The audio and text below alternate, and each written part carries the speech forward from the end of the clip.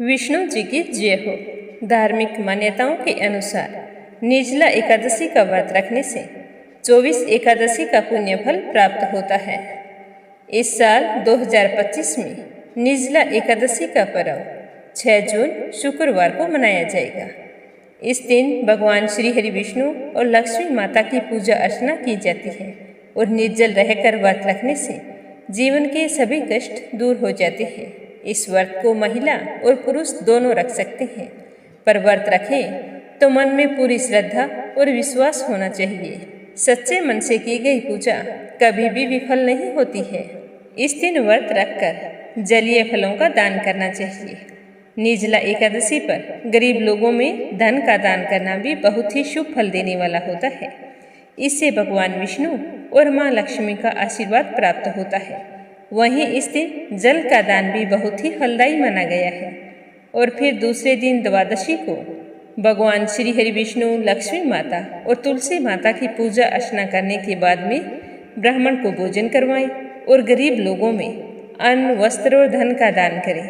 उसके बाद ही अपने व्रत का पालन करना चाहिए। पर एकादशी का व्रत रखें तो ध्यान रखें, एकादशी के दिन और द्वादशी के दिन दोनों दिन एकादशी की व्रत कथा अवश्य सुननी चाहिए।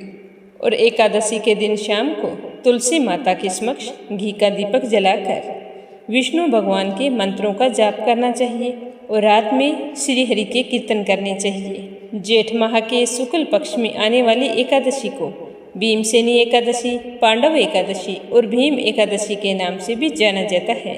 जब भी भगवान श्री हरि विष्णु को आप भोग लगाएं तो भोग में तुलसी दल अवश्य शामिल करें, लेकिन ध्यान रखें कि तुलसी के पत्ते एकादशी और रविवार के दिन नहीं तोड़ने चाहिए।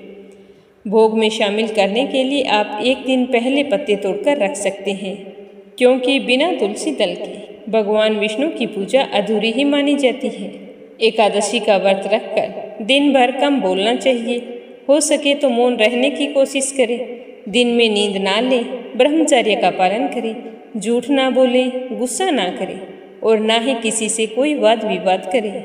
इस तरह जो भी मनुष्य निर्जला एकादशी का व्रत करता है, उसके जन्म जन्मांतर के पाप नष्ट होकर मन की मनोकामनाएं पूर्ण होती है और साथ ही साल भर की 24 एकादशियों का पुण्य फल प्राप्त हो जाता है। निर्जला एकादशी का संबंध महाभारत काल से रहा है। पांडु पुत्रों में भीमसेन को बहुत ही अधिक भूख लगती थी, जिसके कारण वो कभी भी व्रत नहीं रखते थे। तो भीम को व्रत रखने के लिए उसकी माता कुंती और उसके भाई हमेशा कहते थे कि व्यक्ति को अपने जीवन काल में एकादशी का व्रत जरूर रखना चाहिए, लेकिन भीम कहते कि मुझसे भूखा नहीं रहा जाता। समय के साथ उनके मन में भी हुआ कि मृत्यु के बाद मुझे भी मोक्ष की प्राप्ति होनी चाहिए और पुण्य फल भी मिलना चाहिए, पर मैं तो कोई व्रत भी नहीं रखता हूँ, तो मुझे पुण्य फल और मोक्ष की प्राप्ति कैसे होगी। निर्जला एकादशी का व्रत रखा और एकादशी के सारे नियमों का पालन किया तो उन्हें भगवान श्री हरि विष्णु की कृपा से साल भर की एकादशी का पुण्य फल प्राप्त हुआ और वे अपने जाने अनजाने हुए पापों से मुक्त होकर अंत में मोक्ष धाम को गए।